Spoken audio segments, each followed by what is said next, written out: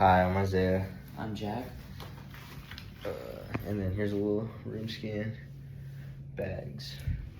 Under the table, and then we got a timer. Okay. Alright.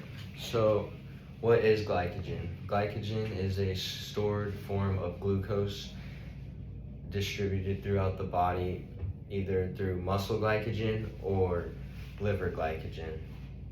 Taking a look at muscle glycogen, it's important because during moderate, high, and high intensity activities such as exercises,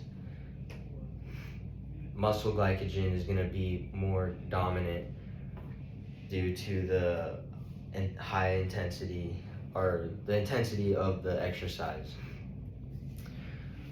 So the reason why, or what this does is muscle glycogen provides a easy access to energy stored within that muscle group during that specific exercise. So what I mean by this is when you're doing a bicep curl, you have muscle glycogen stored within your bicep, and what this does is gives it energy to help create ATP, which ultimately helps with contraction within that muscle. So taking a look at how this relates to exercise deeper, so when you're working out, your glycogen levels will decrease within that muscle because obviously you're getting all that carbs used up when you're contracting your muscle. So what this does is depletes the muscle glycogen levels, and this will decrease the ability to work at high intensities. So essentially you just get real tired fast. So in order to help not promote this, they suggest to eat carbs before and after your workouts to help replenish that depletion that occurred. So taking a look at liver glycogen, it's essentially the same, but the main difference is that it's stored within your liver, and it is so during long duration endurance activities,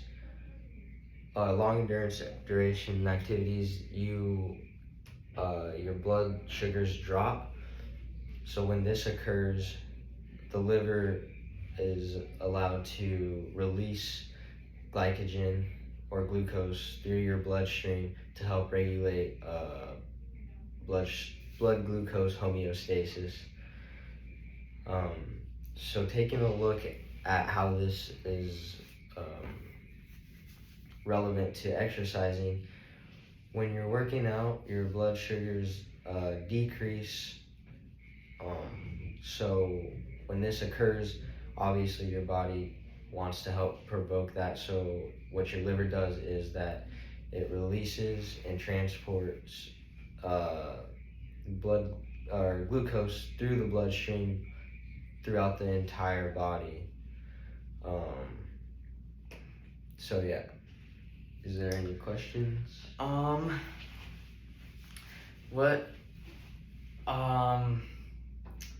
is the ratio between your muscle glycogen and liver glycogen? Like how much Oh yeah. is there? So according to our textbook, it states that there is 300 to 400 grams of glycogen stored within the muscles. So essentially, muscle glycogen has roughly 400 to 300 to 400 grams of glycogen within your muscles. As for the liver, you're gonna have roughly 70 to 100 grams stored in your liver. Okay. And then, does that have to do with transportation reasons, and how? Yeah. So basically, The only glycogen that's able to be transported through the bloodstream is the liver glycogen. This is because it's able to be entered through the bloodstream.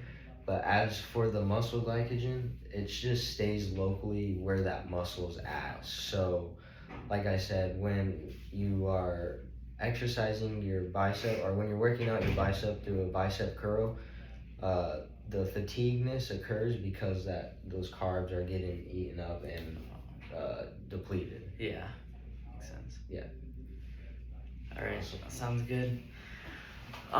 So today I'll be explaining and comparing lactate threshold and onset of blood lactate accumulation, or OBLA for short.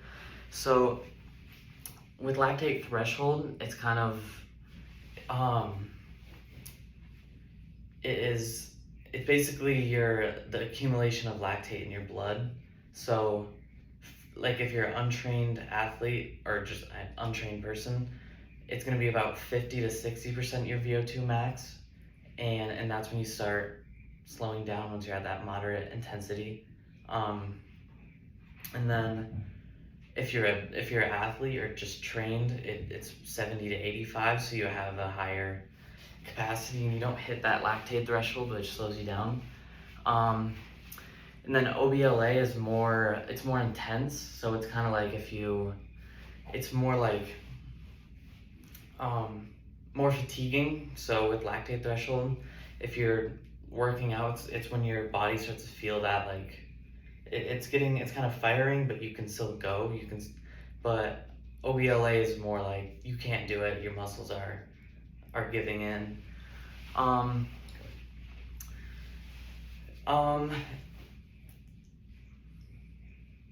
And then OBLA is also measurable. So with lactate threshold, it's when you hit that VO2 max, and OBLA is measurable by millimoles per liter.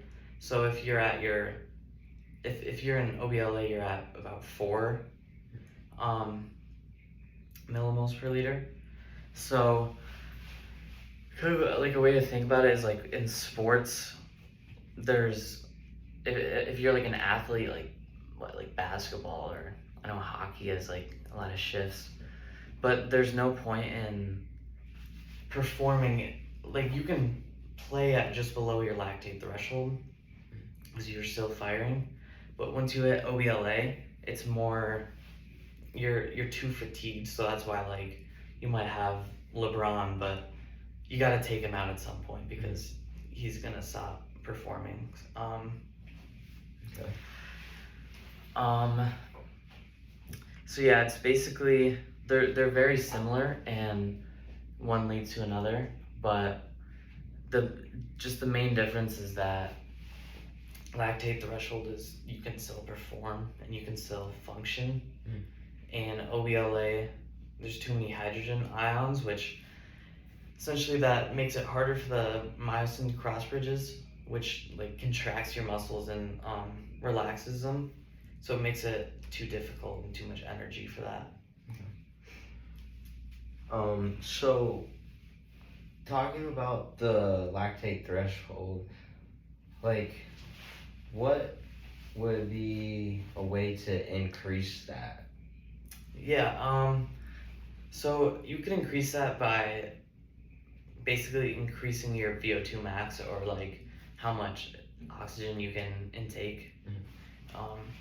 So like if you're like a runner or like a biker, you can increase that by training more, and once you have a higher oxygen intake or like efficiency, then you can your lactate threshold will be later on, so you can go farther, longer.